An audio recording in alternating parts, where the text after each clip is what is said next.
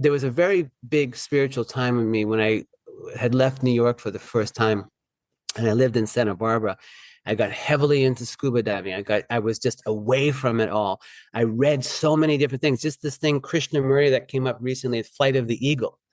And that all these things stuck with me and inside of me. And I think what happens is you can't take for granted the things that are nurturing you. They can come out so much longer or later in your life. And I think those things might be dormant for a while, but they're there. And I think for me, I always kept my passion alive with things. I think that's what it was. Is even though I couldn't necessarily act on them, they were always there, and I was always aware of them. If that makes any sense. Welcome to the Wisdom We Share podcast, where ancient truths and modern intelligence weave together to inspire, ground, and shape us for a wiser, awakened life. I'm Anjani Amrit. And I'm Robin Wald. And together we bring you fascinating conversations from the worlds of spirituality, science, and human behavior, so you can connect to your own inner wisdom, joy, and clarity, elevating the way you actually live your life. All right. I am so excited for us to have Matthew Biancaniello on our show today. Matthew has manifested many professions and adventures throughout his life, and I've known Matthew since I'm 17 years old. So I'll let listeners do the math on that, but I've known you longer in my life than I haven't, right? By a Yeah, lot. that's right. Yeah, That's right. yeah. And I've seen you go through so many different career paths and growth moments and challenges, and who you are today, I feel is like the very best version of yourself. You keep growing and Oh, thank you. manifesting more and more, and you're so inspiring to me. I know you're going to inspire our listeners, so I'm happy to have you Oh, here thank you so today. much. Thank you. Absolutely. So, Matthew has experienced countless failures and successes. Um, but in his most recent journey, he's come to find both his calling and his purpose. And I've seen that. I'm excited to hear more about that today. Mhm. Matthew is the author of Eat Your Drink and is a one-of-a-kind chef, cocktail creator, and ultra marathon swimmer. He offers adventurous tasting experiences from farm to table using seasonal organic foods, unique ingredients, and unlikely pairings, creating extraordinary tasting sprees coined Eat Your Drink. Matthew offers consulting, private events, classes, and leads international culinary tours. And when he's not creating or swimming, he loves spending time with his 11-year-old twin boys, especially traveling with them and exploring new places. So, Matthew, welcome to That's a the Thank wisdom you. we share. That's a great intro. Thank you so much. You're so welcome. It's so great to be here. Thank you. Matthew, I'm going to dive in because Yeah. I don't know you from Adam, and Yeah. Yeah. I'm super keen on understanding what drives you. You're half Italian, you're half Greek. I'm also half Greek Oh, and half wow. English. Wait, Yeah. you live in Australia? So do you I live in live the in Greek area Australia. of Australia, Yes. like Melbourne, right? No, Sydney. Sydney. Sydney? Oh, okay. Hmm. Is Melbourne more Greek or no? It's definitely got a lot more Greek people in it. Yes, there's a bigger community there. Okay. And you lost your Malibu bar in 2018, just as you opened it in the fires. There's a lot happened in your life. Hmm. And I just want to start by asking you, what is it that drives you and where does your passion come from? Because I know for me, the Cypriots are super passionate people when it comes to food and drinking and getting together. What is inside of you that drives you to do all that you do? It's an excellent question, and I'm always still discovering that. I don't know if that's something that is always necessarily right there, but I do think that um, I'm half Greek, half Italian, but I was brought up much more on my Greek side, and I really, really got to witness my grandparents kind of recreate Greece in Manchester, New Hampshire. They grew everything in their garden. That's really what I attribute my passion to, the way that they were about food, the way that they were about each other, about the community. And I think for me, because I've gone through so much, there's a resilience that started inside of me. And especially in the last 5 years, it was even more devastating.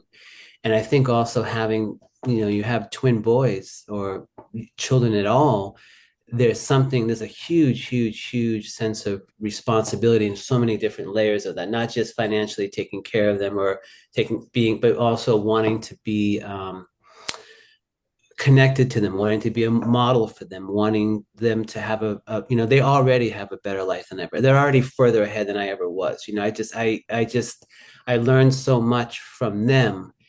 And I was just so lucky to be introduced to nature and to the ocean and all these things when I was younger, to travel, all these things that I was very, very fortunate to be exposed to that are deep inside of me. And it's very, very interesting because I was looking back, you talk about the swimming. I mean, I first bought a book from this woman who swam Catalina, I think her name was Peggy Lee Dean, in 1996. I was living in Santa Barbara. I was scuba diving at the time. I was working for Jacques Cousteau's original producer. And I wanted to do that back then. I was 28 years old. And then I was starting to train for it 12 years later when I was 40. And then I became a bartender. And then it was impossible. And the fact that I'm doing it now, so now you're going from 96 to almost 30 years later. Ooh, Saturn return. That's Saturn return. Yeah. Saturn return. Yeah, exactly. Yeah. And that's something that I work with Robin, as a coach and as a friend, but it's one of those things that I'm deeply, deeply interested in. I think that just being very, very aware of my journey. And what's really interesting, I think it was Joseph Campbell that said this. He said, you're going to look back in your life and you're going to see that it actually was this orchestra. And this thing was being orchestrated for you all along. You can't tell when you're going through it.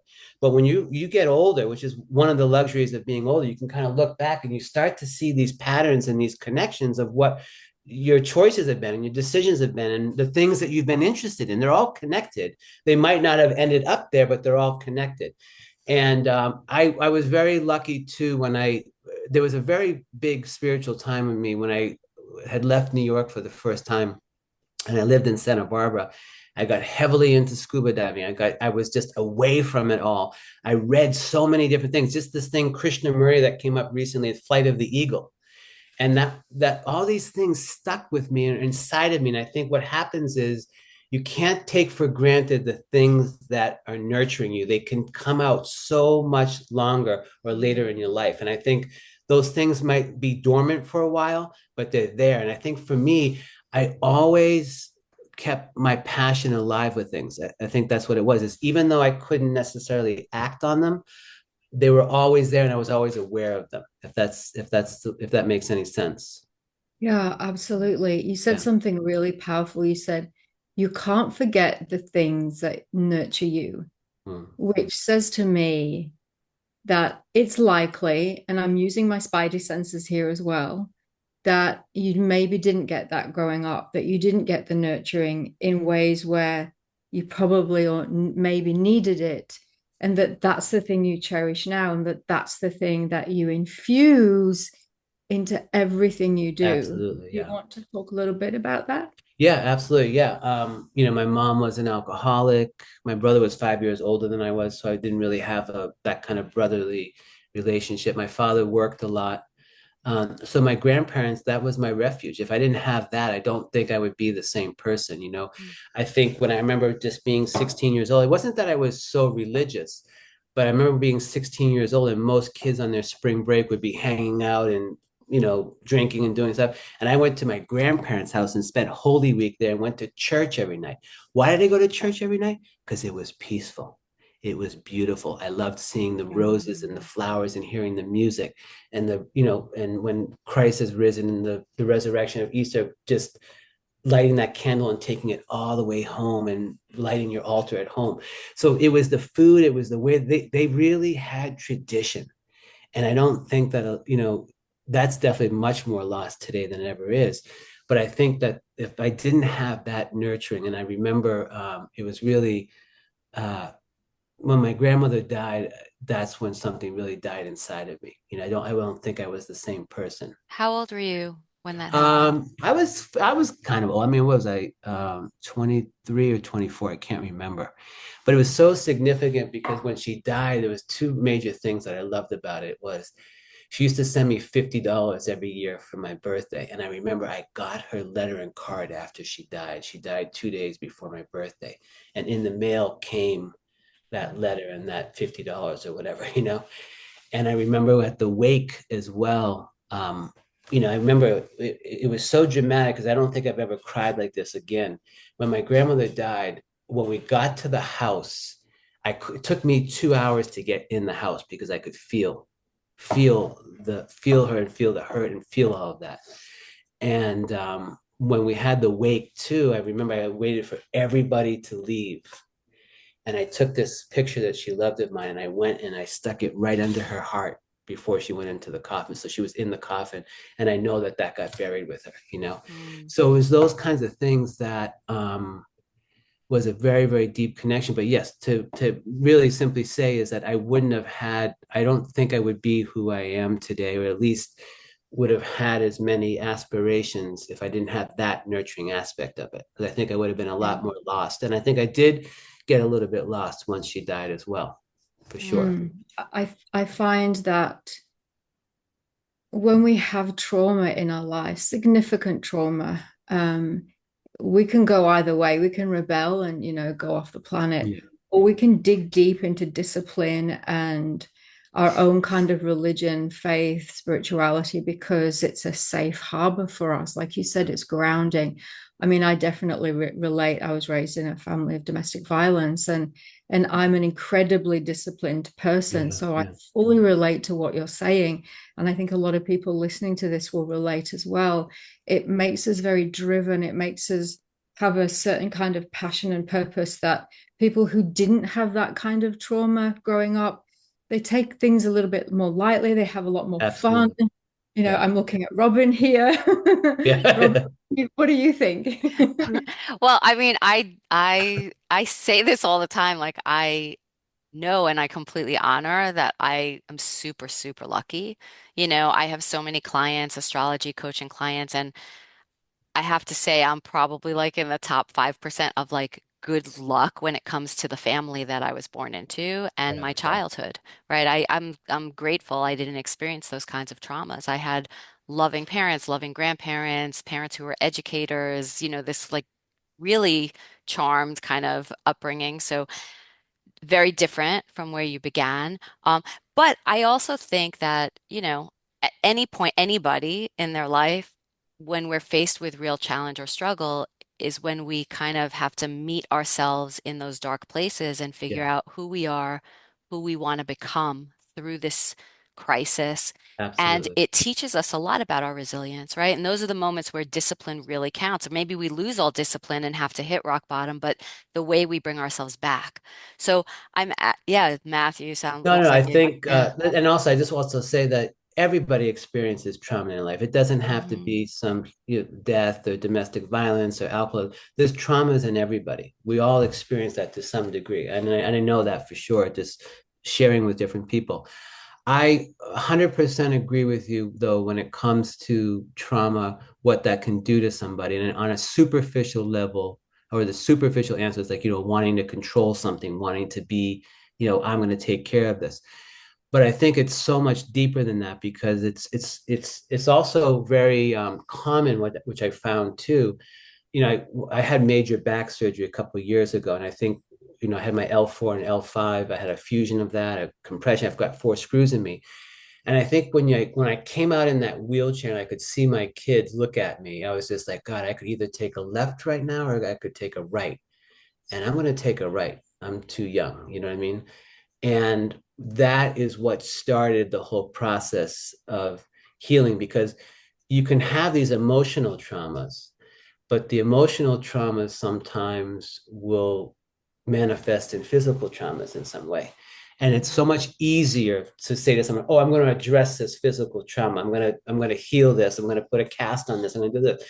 but they're all related. So once you really dive into something on a physical level and try to heal that, it's inevitable that the emotional and spiritual will come up, because you cannot just, there's no such thing as having discipline and just doing it. It's all of the doubts come in, all of the past comes in, all of the things that want to stop you. They all come into those things. So that's my experience with that. I'm curious. Tell me about what led you to the ultra marathon swimming. So obviously you talked about when you were younger and coming to Santa I always Barbara wanted to do and it. the Yeah. ocean, right? So, Yeah. and I know you, before you got into the ocean swimming in the cold and long distance, you were doing pool swimming and you were also doing ice plunges. But Yeah. I'm curious, like, you just spoke about the healing of like diving into the physical, but also the emotional, how that intertwines, and the spiritual. Tell us about the ultramarathon swimming and how that kind of has affected or changed you or grown you on Yeah. I all mean, those levels. it's the number one thing that I'm Yeah. passionate about right now.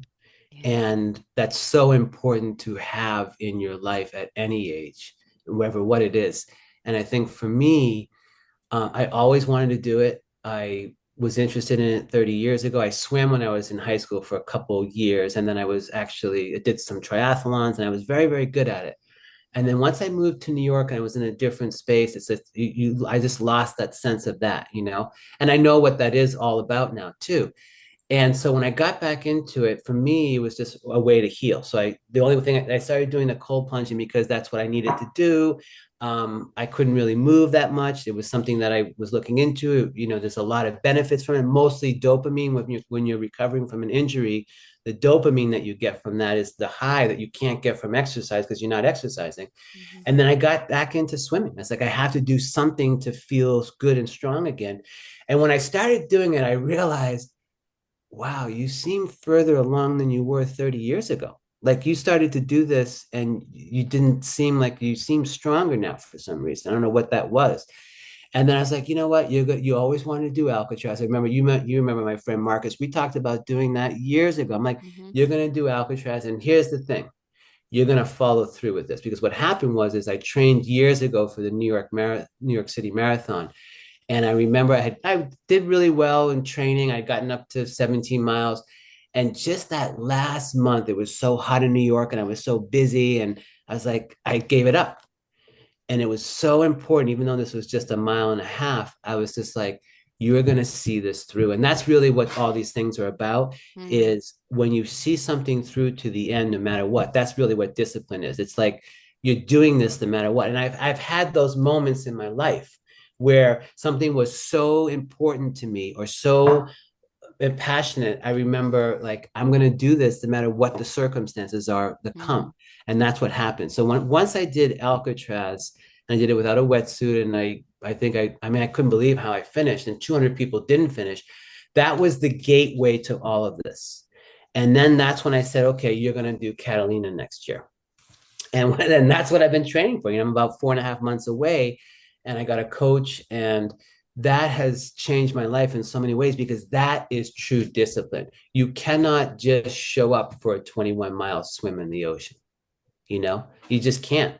And there's too many elements involved. So the discipline that takes, and the days that I've had to put into it, even like last week was a huge breakthrough. I had to do speed week, and I did 6 days. And I remember I had to swim 6,000 yards, which is, a little over 3 miles.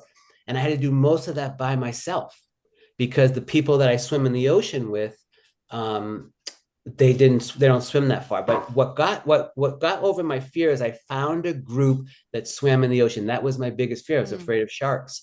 And once I started swimming them the first 2 months, after looking in the corner thinking I saw a shark, this is the greatest metaphor and analogies you can do for life. It's the same thing. We all have these blocks in life that keep us from doing things. And discipline is really not listening to that mind. It's showing up no matter what. There's no such thing as being ready for anything. You're never going to be ready for anything. You're never going to be perfect. So the consistency Mhm. is how much I've grown, and how now it's the consistency and the discipline has made me free. And you hear about this all the time in athletes and other people, and you're just like, yeah, whatever. I'm not built like that. Everyone says, oh, I'm not built like that. I'm not built like that. But everybody is. They are built for discipline. They might not be able to run as fast as somebody else or do it, or I'm not going to, but they're built for discipline. We're So all capable of it. I I love love this that. so much. I love this so much. And there's the voice inside of me saying, but I'm not really. Yeah. Not me. No, no. Yeah. I mean, That's the biggest voice. I have discipline around certain things. I really do. I have excellent discipline around certain things. But I remember a while back, I got inspired by Jocko Willink, Oh, yeah. and Yeah. He's yeah, amazing. and David Goggins and ultramarathon runner. But Yeah. Jocko Willink, his whole thing, exactly what you just said, that the discipline, the showing up no matter what, every day, consistently, really is the key to It unlock your is. freedom. Yeah. And, he does that whole thing where he wakes up super early and takes a picture of his watch and posts Yeah. it. And it's like every day, no, there are certain things I have discipline around, but other things that I'm just like, oh, I just can't get myself. So what's the wisdom for you? What's worked for you that helps you show up even when that voice is like, I don't want to show up. It's too hard. I'm too tired. I Well, I'll need. tell you, yeah, that's a great question. It's also my routine that I do before I even swim that really helps me. One thing I really got from Jocko too, which I loved, is this is so important what he said. He goes, you have to wake up every day like you're back to zero. Mm, And I think the biggest thing people do in life is, I just ran 5 miles yesterday. I just worked my ass off yesterday. No, this is a whole new day. And you guys will probably know this, and I don't know this, but this is what I heard even more recent. It's even more beautiful from some monk, and I don't know who it is. He says, you have to look at your life as one day. mm, And that's the most beautiful thing that resonated with me recently, because this is all one day. You're born, you do this, and you die, and it all happens. This is one long day. So at the end of a day, when I'm thinking, oh, I didn't do this, I didn't do that, or I didn't get to this, I'm like, it's still the same day. It's still the same day. So mm. you're going to do it in 8 hours, but it's still the same day, and it's not going to take away. Now you have to change that when you're doing other things. You can't say, oh, I'm going to do this later. But what changed so much for me recently is this is all one day. And I love it. It's beautiful. What it is I've never had a bad morning. I've had mornings where I wake up, I don't feel right. But when I do my routine, which is, I get up between 3 or 4, I do my meditation. First thing I do is I write my gratitude journal. I write three things, two things I'm looking forward to. One, I wish I did differently the day before. Then I send love to 3 people. It's usually people I don't like, so it's people that I have issues with and trouble with. Yeah. And then I write all the things that I want to manifest in my life. So I do that. And then I do a 10-minute meditation. And then I do my stretches, really, which is really the yoga, different yoga things, stretches, all those things. Yoga changed my life too. I did that 20 years ago. And, I suffered from an eating disorder for, a good 20 years of my life. And pretty much in 6 months, and I was just a binge eater. I wasn't throwing up. I wasn't not eating. It was more about just overeating. It was gone. It's not that I didn't still eat or whatever. It was like that obsession with food went away instantaneously within 6 months of doing yoga. So that was something that I practiced very much until I had my kids religiously for a good, 10, 12 years. And I still do it, but just it's not the practice I had back then was 6 to 9 times a week. It was incredible, but I could do that. So all of these things that I've done, they all add up. But it's that routine, no matter what happens. Oh, and then the first thing I do, I'm not supposed to have coffee right away, but I do have my coffee right away, and I walk my dog outside. So I'm barefoot. So I've got the grounding and the serotonin happening. So I've got all these stimuli. By the time 5:30 comes along or 6 and my kids are waking up, you couldn't trigger me if you tried. That's how you feel. But that's the thing, is it has to be in repetition, because there are days it's like, is this even working? And of course it's working, because it's if you don't do it, what happens? It's not, oh, if you do it, what happens? It's if you don't do it, what happens? And we always focus on, if we do this, something's going to happen. It's if you don't do it, what's going to happen? Does that make Matthew, sense? you are full of wisdom. I mean, and I'm literally seeing you in another life as a monk, just FYI. There It's is funny I you have a mentioned very that. monk part of me, you know, that's what's so interesting. I really do. I remember I do have a monk part of me for sure. Yeah, when There I is a woke up this morning, I got that intuitive hit that mm. this guy's been a monk in another life. And it's funny that you mentioned the word monk as we're interviewing you. And monks do get up at 3 a.m. and you're Yeah. getting up at 3 a.m. And to me, this is also a past life influencing this life as you're coming into this life and in beautiful ways. You know, I saw you tending a garden as a monk in another life. Mm. And I want to ask you now about the cocktails you create and the earth that you bring into them, the food that you bring, the plants that you bring in. I'm vegan. I don't drink alcohol. Okay. Um, I don't and drink, by so the I, way. I never really yeah, drank. I never really cared about it. that fascinates me. Yeah. Yet you do all this amazing, creative, innovative things with plants and with alcohol. What inspires you the most about that? And what would you make me being vegan and For and alcohol or for not drinking food? alcohol I know for offer? food easily. So what's so interesting about that is, you know, I just needed a job 17 years ago. So I turned 40. I had just gotten married, all these things, and I just needed a job. And I happened to know the woman who ran all the bars at the Roosevelt Hotel in Los Angeles. And I knew her through yoga. I never would have gotten that job. I mean, my first night I had to duck down and say to the bartender next to me, "What's in a Cosmopolitan?" I mean, that's how little I knew. But within a year and a half, I was in the New York Times, LA Times, and CNN. And this is what I know about myself, which is I have to harness this energy because I can manifest anything if I'm really 100% focused on. That's what's happening with the swimming right now, right? But what's interesting about the alcohol and that is that was a calling. And I really understood a year and a half in the difference between a calling and a purpose. You know, this is something that really kind of comes out of the blue. The universe is using you for something greater than you. And it's something that you can't do any, it's taking over. It's taking over. So my whole point to that is I started making these cocktails. I didn't really drink. I didn't know much about alcohol. So what did I do? I went to the farmer's market because that was something I was inspired by and knew, and started putting those things into the glass. And it wasn't like I was trying to fill a void in the market, like, oh, there's nobody out there doing that. It was the beginning of the movement. It was very authentic what I was doing. When I look back, I was like, oh yeah, that was very authentic because you were just trying to survive out there, you know?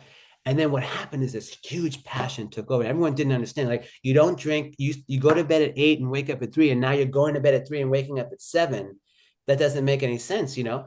But what happened was there was something really driving me. It was in a year and a half into doing this. I remember there was a woman right in front of me, and she was taking pictures of my drinks, and the way she was savoring everything and the excitement. I said, oh my God, I know exactly what you've been doing. And I stopped myself. I said, for the last year and a half, you have been unconsciously or subconsciously rescripting your relationship to alcohol and making it beautiful and something that you savored. And as soon as I had that awareness, every memory, because it was some bad memories, my mom having 17 bottles of booze under her, empty bottles under her bed, but every single one of those memories was gone forever. So it was deeper than, oh, I'm making drinks. It was deeper than I was making drinks from the farmer's market. It was connected to, I wanted to change the culture of how people drank and how they looked at alcohol. And then what happens is with that, it really got me closer to the purpose. Well, the purpose is also is big time is my boys for sure. But it got me into food because what I was doing was already so culinary, and I don't really care about alcohol. But when I started to get into food and I had the restaurant, and then, you know, during COVID and so forth, I opened the restaurant in my house. That's when I really came alive, you know, because now it was something that I remember people were, they loved how I would put little things together at my house. It wasn't really cooking, it was just how I put things together. And now it was coming full circle. I remember when I got into acting, and I remember I had made this like 27 ingredient salad for Thanksgiving, you know, and I made my own croutons on stuff.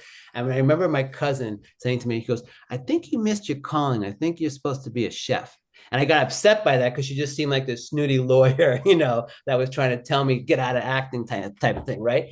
But the thing is there was something interesting about that because when I was younger, my first job was working in this kitchen at this place in Cambridge, and I remember saying to myself, I don't feel safe around food because of my eating. I didn't feel safe. So there was something that was the barrier that kept me away from it. And I think that's what's so difficult. I think of people, what happens in people in life is these things pull you away, but they might be meant for you. It's not the timing, or you haven't healed enough to be able to say, almost like relationships. Everything is relationships. You're not at the vibration of that relationship yet. And I think that's what happened with food is I was not at the relationship of the vibration of that food. I still didn't look at it as what it really is. That makes sense. It does. What you're doing, what I'm hearing, and it's really profound, is you're transforming all of the pain, all of the trauma, all of the things that have held you in separation, a sense of abandonment, whatever it's been for you. And you've systematically and often you said like unconsciously, but systematically and more consciously now, healed all those wounds in yourself and lifted everything to its highest frequency, its highest vibration. And then not only that, but you've done it to such an extent and such a level that you are a way shower. That's what you are. You are here to show people the way how to heal. And people who are householders, you know, not being a monk in this lifetime in a cave, but by being very much in the public eye and showing people the way how to heal. It's really profound, really profound. Thank you. Tell us a little bit about your film then. It's called Breadbasket. Is that right? Yeah. Tell us about that. Well, it's loose. It's basically loose. So it's loosely based on my own experience. And my issue was not just overeating. It was really just kind of like the breadbasket is the colloquial term that they use in New York for like your stomach. I remember my father used to say, you know, they used to say, we're going to tap you in your breadbasket. I don't know if you grew up with that, Robin, or not. Never heard of that. But my father, Wow. you know, his generation, that was a very colloquial term, you know, for somebody's stomach. So I had this obsession, and it's still a little bit today, but, you know, grabbing my stomach, touching it, or, you know, seeing if it looks any different after I eat, that kind of thing. So what happened was I had done a one-man show in New York called Purge, and it was really, really out there because what I did was I didn't care. I just did everything that I ever wanted to do without worrying about what the audience thought. You know, I wasn't trying to do anything but purge. And one of the biggest pieces that resonated with people was a piece that was called The Breadbasket. And I was in a psychiatrist's office talking about my stomach. And what happened is people kept coming up to me after the show. I ran it I think it was like for 3 weeks, and said, you know, I've never seen a man like talk about eating disorder like that. You know, it's always women or the way, you know, the men, it's not really in that depth. And I was like, you know what, I think this is what I should make a film about. I've always wanted to make a film. And I made a film, and it was called The Breadbasket, but it was also shot in a way it's called Dogma 95. It was a movement that was happening with Lars von Trier at the time. And I actually I was an official number 29 out of the 34. So there's only been 34 official Dogma films. I even got written about it in a book called Dogma Uncut. They wrote about my film. But it was very much about my journey as an actor a little bit, and also just my feelings around the food. And I was just thinking about this image that naturally came out that I didn't even think about. And it will always stick with me. Is like, you know, I used to take bread loaves and hollow them out and eat the bread. But the last image of me is I'm wearing the 2 loaves of bread as mittens. as I'm banging my stomach. And I just think about that image because it's really everything, you know what I mean? And also I have my mother in the beginning where I have this binge scene where I open up the refrigerator, and I had recorded a phone call with her and she didn't know. So you see me kind of pigging out and you have the voiceover of her. And it's, it's, Yeah. I've seen the film a few times, and yeah. it's an intense and difficult film to watch, right? It really goes so deep into emotional, deep, deep emotional stuff. It's a hard film to watch, but so powerful. Um, Thank you. you know, for as long as I've known you, you've always been a creative, and between the acting and the film, and then I just remember you with so many different hairstyles. You're Yeah. Yeah. Mohawk. the mohawk and the Yeah. shaved and the this and the Yeah. long hair and the Yeah. different facial hair, and you were always experimenting and creating, right? And the food I got to luckily experience one of your Yes, that's right. tastings. I Oh brought yeah, my we need to. daughter That's right. I need to and her answer her partner, and question. yeah, but Yeah. the food tasting in your house was it was amazing. Everything was beautiful, right? Thank you. Everything from the way you set up, the place settings and the way you taught us each thing that you presented. Right. And actually, I'll answer something for Anjani, and then you can answer it. So Yeah. I don't really drink much at all. Yeah.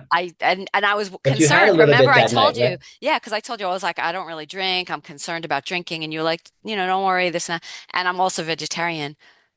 You really catered, very individually. Like everybody else was eating all the fish and all the meats Yeah. and all Yeah. that. Yeah. And you were making separate dishes for me to taste, and it was everything was amazing. Thank My you. favorite was you did some kind of rhubarb infused alcohol, but Oh that yeah. I still Yeah. think about that to Yeah. this day. I'm like, I Yeah. need to learn how to make that Yeah. because That's that was very the easy. most delicious thing I've ever I can say tasted. I'll send that to you because it's Yeah. so easy because it's actually now's the time for rhubarb. I know I just got Yeah. rhubarb for the first Yeah. time I'll this send it to season you. and baked a Very, very pie. simple. Yeah, great, Very, very amazing. simple.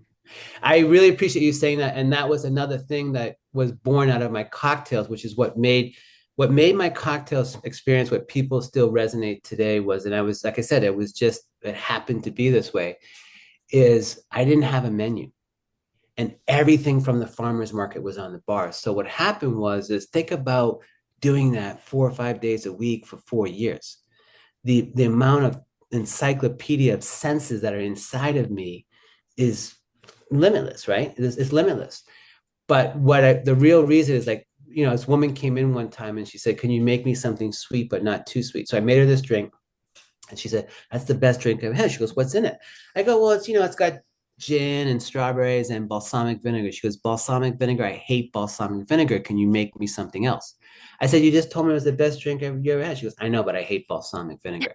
So what I realized is how much people got these things in their head, and they were tasting with their head, because what I was doing was putting it into drinks. They couldn't think of these things in drinks, and then I would love changing it because what happens is you could change the structure and the texture in a drink. That was so I loved about it, that you could get somebody to like something that they didn't like. So if someone came in to me, I always still love, and they would say, "Okay, make me anything but no tomatoes." I'm like, "Well, I'm going to make you something with tomatoes." I said, "Hey, I just told you I don't like tomatoes." I said, "But you haven't had it in a drink this way. Let me take the texture out and do this. It's really just a fruit." And then they love it. Mm. So I got to have this kind of synergy with people where I was like, why am I asking them? You know what I mean? I'm the one doing this. Like, stop asking them and just present it to them. And I got to the point where I didn't want to tell anybody what was in it until they told me they loved it.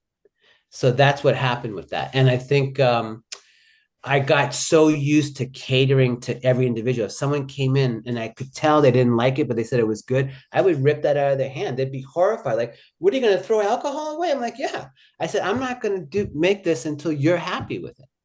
So with the food was the same way. It was like, oh, now I'm doing a tasting menu, which is even more difficult. So there's some things I can't do, but I was open if someone was vegetarian to respond to you, Emily, is you're vegan. One of my favorite dishes that I do is this, and I think you might have had it, Robin. It's a lion's mane mushroom that I braise with like tamari, onion, and olive oil. It's very simple, but when you braise it, they're so fat and juicy. And I put that on top of rice, sushi rice that I cook in coconut oil, and it's cooked in the ocean water from the Channel Islands that we get out here. So all the salt is coming from the ocean. It's not coming from, I don't put any salt in it. And I love the connection of the ocean to it. But then now I have a vegan person who doesn't eat seafood, but is experiencing the ocean. So I love that. That was, that's how I looked at things like that. Can you tell us This is about, wisdom. oh, sorry. Yeah, well, That's absolutely, that is wisdom. That is wisdom right there. Is you are an alchemist, and you are literally channeling higher guidance doing that. And you're doing it so well. You're doing it, I don't know, unconsciously, but it's just such a beautiful thing to listen to. And it just really is drawing me in. It's like, wow, just the way that you see the world is so profound, and it's so rare. So thank you. You're welcome.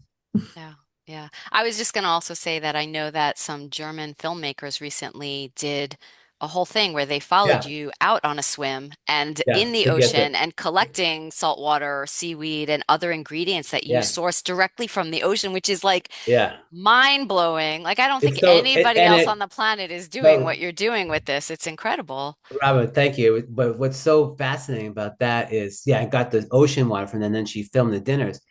I'm swimming from that island August 7th. So I'm actually doing that swim before my Catalina swim, which is half the distance, a 12-mile swim. And that's going to be a training swim. So I'm actually going to be swimming from the place that I get the salt water, the ocean water from. Yeah, fabulous. Tell us about how parenting is also a spiritual practice or challenges you to grow and learn more about yourself. It's very challenging, for sure. The big challenge right now. But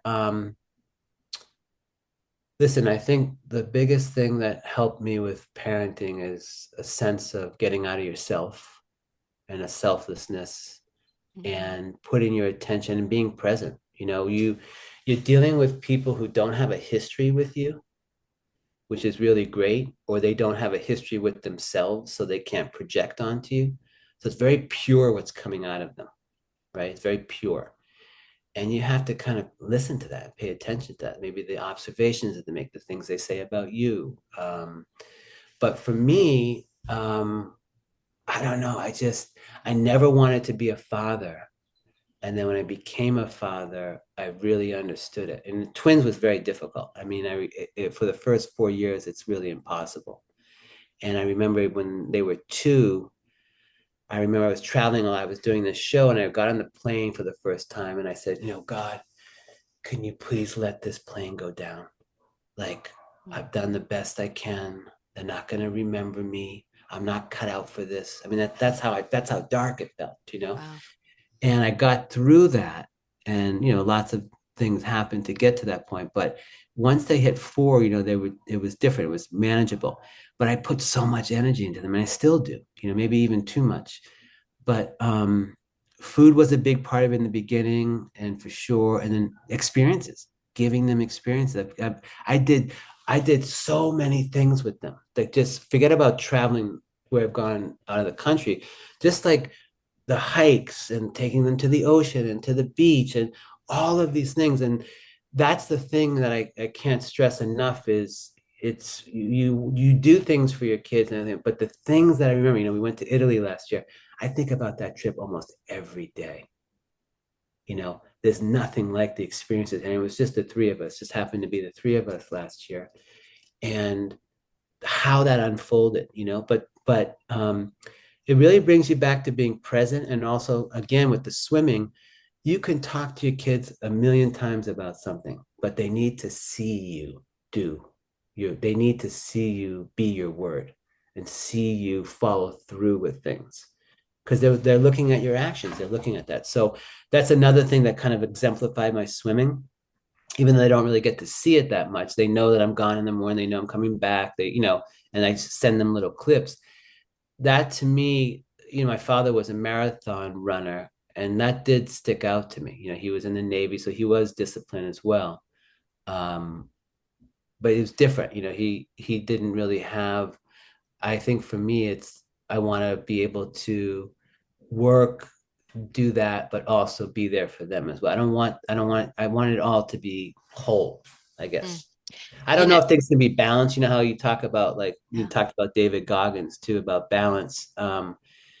Sometimes when you're trying to do something great, it's not about I didn't have balance in my work when I was doing that, you know. I achieved this reputation, but that's all I did. It was way before I had kids and all that. So how can you do that and still be present for all the other parts in your life? You know, another thing I wanted to tell you that's really, really important that I learned too, that drives me a lot, is Andrew Huberman talks about this a lot, and he talked about it specifically with David Goggins, is the more you do difficult things, so those are the things you do not want to do, okay? You stimulate a part of your brain called the mid-cingulate anterior cortex, okay? It's a part of your brain that gets larger every time you do something you don't want to do. So it's big in athletes. And they've connected that part of the brain to the will to live. Hmm. And what's great about that is the more you develop that, I don't want to do this, but you did it anyway, the more you will build that muscle and that will to keep doing difficult things. And that's what's so important, especially as we get older, right? We want to start kind of not shrinking, but we start to naturally, like, kind of pull away a little bit from life, you know? And doing difficult things, which is the swimming and the cold was in the beginning as well, I know that area is getting stimulated, and you know, I still have so much growing to do and learning to do, and things that have not been healed properly. So it's nice to know that I can take what I'm doing and still say, okay, you're doing this, like you said, there's some things you're disciplined, right? How do I take this discipline for something you're so passionate about? And you don't have to be so passionate, but how do I do that? You know, how do I Yeah. make that work in another area? Yeah. Because I This think Yeah, is that's what's really important.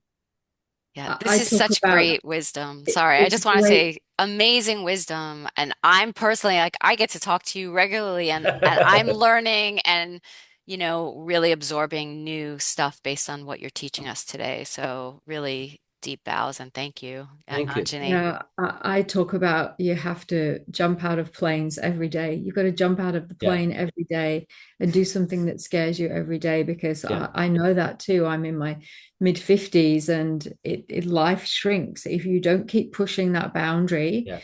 and pushing it out, everything starts to shrink and life gets smaller. And Sadhguru talks about you can either live life or die in increments. And I think you're a great That's role beautiful. model for people that you're really living your life as if, day zero. I love that what you said. Yeah.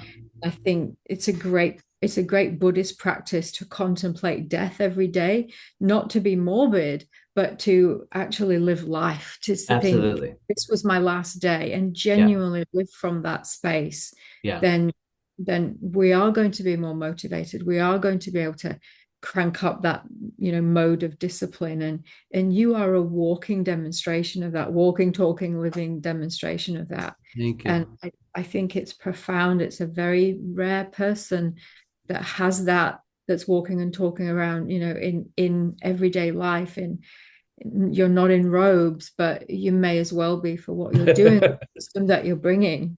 Mm, Mm. Yeah. thank So you. as we wrap up, I'm just curious, what else is on the horizon for you? Obviously, you have Catalina coming up, and I know you've spoken, there's like a trifecta of swims. Is it the English Channel is the third one, Yeah, so or? there's a couple of things. Yeah. So It's so cold there. yeah, It's yeah, yeah. so Well, cold I've there. qualified for the English Channel twice now. I've done two Wow. swims recently. So I did one was Coronado, which is a 11 and a half mile swim around this island in San Diego. Um, and I did that because I needed, why did I do? Oh, I think I needed to do a 5 hour swim. I was like, okay, I'll do that. I did it in 5 hours and 22 minutes, but it was 57 degrees that whole time. And I forget what that is in Celsius, but I qualified for the English Channel. Then I went back and did a 10-mile swim, which took me 6 hours because it was so rough. And there's two federations for the English Channel, and I qualified for that too because you're supposed to do 6 hours under 61 degrees. But what's interesting, Robin, I think for me is, I have a coach for this, which is really a great thing because I would love to still figure out how to do this with you or just in general, where it's like every week she sends me a schedule and I just like stick to it. Now, I wasn't sticking to it before. She'd send me a schedule and I'd kind of do my own thing. And then I'd do my swim, my big swim, and be like, I kind of suck. What's going on here? Like you swim almost double of what she told you to swim.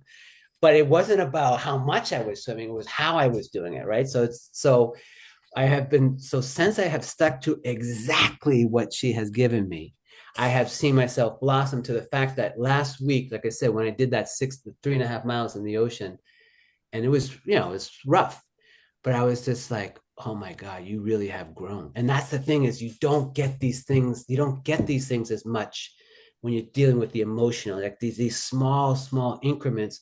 It's hard to feel that, but you want to be able to feel that. What I felt swimming, you do have those moments like, oh yeah, I reacted differently. I never would have done that 3 years ago. So those are the equivalent to those things.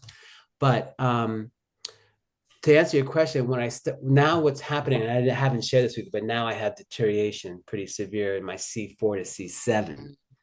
So I'm trying to not have surgery. Obviously, I'm having neck issues. I'm going to physical therapy, and like I said to the doctor, can I at least get to Catalina? He's like, yeah, you can definitely do that as long as But it's forced me to work on my technique even more.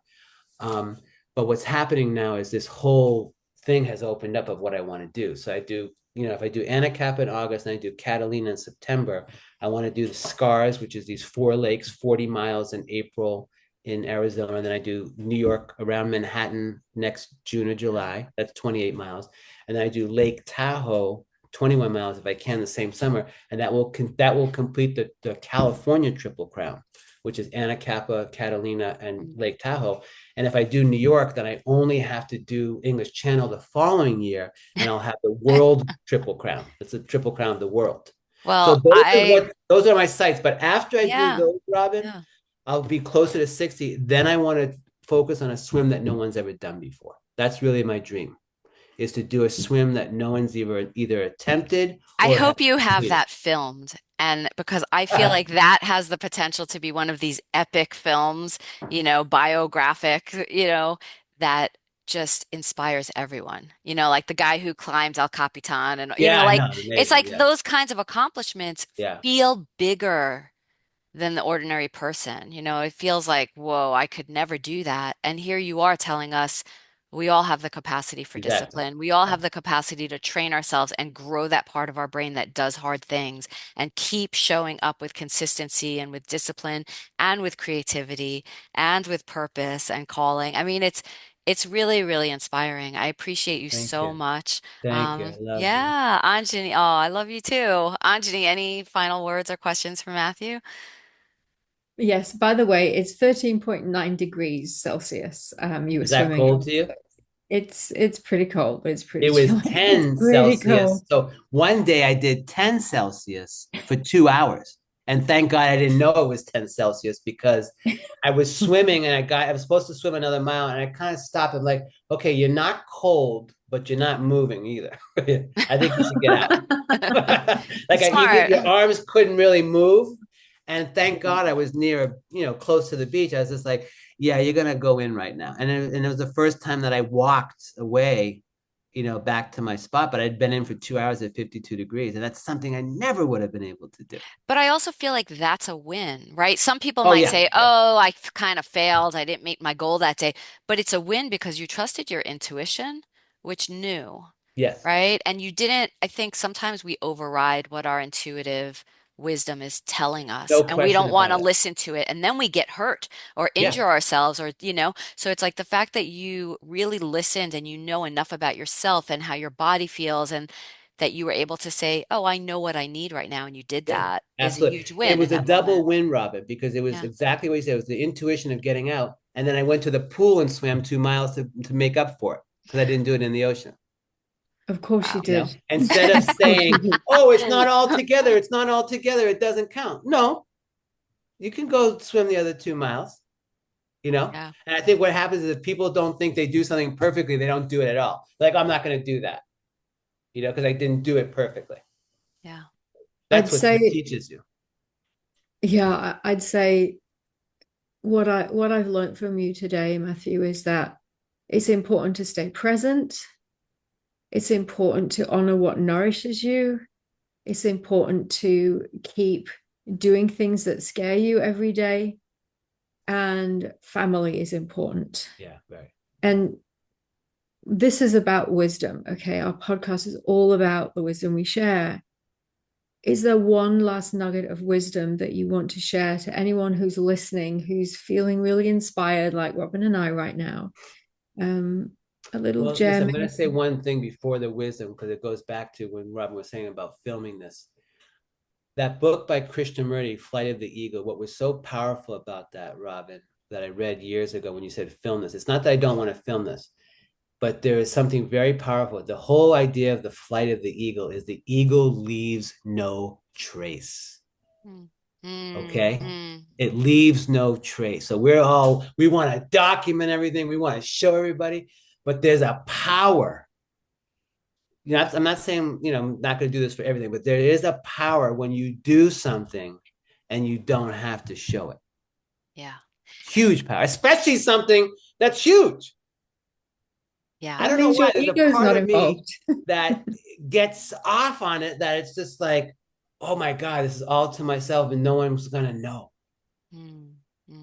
And I also completely valid, and I really honor the wisdom in that, right? And that's very Taoist also, right? Just like it's not about the ego, it's not about being seen. It's, the master does everything and other people say, oh, we did it ourselves, right? And right, there's a wisdom in that and a humility in that. And I also know you as this, 6 planets in Gemini person. And Gemini has such a brilliant gift and mastery in communication and in teaching. And going like with what Anjani said is maybe you were a monk in a previous lifetime, but certainly in this lifetime, you have really amazing wisdom to teach. So I was just suggesting it as like this is another opportunity to No. teach and you're right about inspire that. because And you're right that's about that's that. part of your gift and your No legacy in the question. And I world. still might, and I'm not saying I'm not going to do that. I just will leave you with the biggest wisdom that I've gotten out of this is I've done so much by myself over these years. It's all been me. And, it's like that whole cliche of, if you want to do something fast, do it alone. If you want to do something far, do it with people and together. And I think the biggest shift that's happened with me in the last 4 to 6 months is several things. I moved back in with the mother of my children, not in a romantic way, but as a family. And she's been incredibly supportive financially, emotionally, whatever way a person could be. And I now have a job that's incredible with this man I've known for 10 years who is doing this wellness sanctuary hotel. And even though I'm not having the full potential of my money right now, he's sponsoring all my swims. So these swims cost $6,000. He's paying for the swims, and now we're going to do a fundraiser. So I'm going to raise money for each swim towards whatever causes we want to do. So now there's the power of that. So that's something I could not have done alone. This house and reuniting with that, I could not have done that alone. So my wisdom right now is I don't want to do anything alone right now. And it might look like swimming is a lone sport because I'm out there. It's not. That's the irony. It's not. I'm not alone. I'm swimming with people in the ocean 3 times a week. So I'm swimming with them. So I'm feeding off their energy. 2 people didn't want to go in the other day. Me and this other guy went in. If he didn't want to go in, yes, I would have gone in, but you understand? And I have kayak supporters with me when I do the long swims. I have a boat with me. I have a coach. I have people I talk to. I'm not doing this alone. It looks like a solo sport because I'm out there by myself. So the biggest wisdom is it's great. I love being alone. I love cultivating things alone. I'm more creative when I'm alone, but I'm interested now in the long game. I'm interested in I'm giving up getting these quick fixes of making this great drink or doing this food and getting that instant reaction as opposed to, oh no, this is 3, 4, 5 years now. This isn't just you're going to get high in a month. you know? Yeah. So that is the biggest wisdom for me to share, is you absolutely need to find your tribe, your village, anybody. And the thing is when you are passionate about something and your force is that way, it will come. That's when you attract it. I'm not attracting my food and my drink as much as I used to because my force isn't there. Mm-hmm. But in my swimming, all these people are showing up without me trying. That's the force. And that's the force of these things. I am written in 3 different books on 3 different careers because my force was in there. Now it's the force that you put into something. Yeah. It's so powerful. And that can be done by an ordinary person. Wow. Thank you so much. Use the Thank force. Use the force. And life is not a solo sport. I say that all the time. Yeah. I love And- that wisdom. And it took me a long time to realize that. Wow. Thank you so much for being with us Thank today. you. How can people find you and connect with you? The best way really is just my website or Instagram. So my website is myfullname.com. Instagram, just I always respond there too. So my Instagram is @eatyourdrink. And I post a lot of swimming stuff there too. I've got swimming and food stuff there. Yeah. So Yeah. And Also, there's fundraiser? Oh. Is your What's that? fundraiser there? Is your fundraiser on your Instagram? We're going to work on that. Hopefully, because my swim is not until September 27th. I just brought it up to them. So I was going to talk to them this week. I would like to have that live by July. I think that gives enough time. And it's going to be this incredible organization called Indivisible Arts, which is all these people, not just with disabilities, but also they have had hardships in their life, whether it's been jail or whatever, trying to create and have their lives back, and that there's specific programs that they're raising money for. So that will be our first charity that we raise money for. And I really feel between our network, we're going to really be able to make a significant difference. Sounds amazing. Yeah. Thank you so much. All of your info and links will be in the show notes. Thank you. Thank you so much for talking You're welcome. with us Thank you today. for having me. I loved it. Fabulous. Thank you so much for tuning into the Wisdom We Share podcast. We hope today's episode sparked some new insight, imagination, and practical tools you can integrate into your daily life. Continue this journey with us by subscribing, sharing, and dropping us a review. Until next time, stay wise.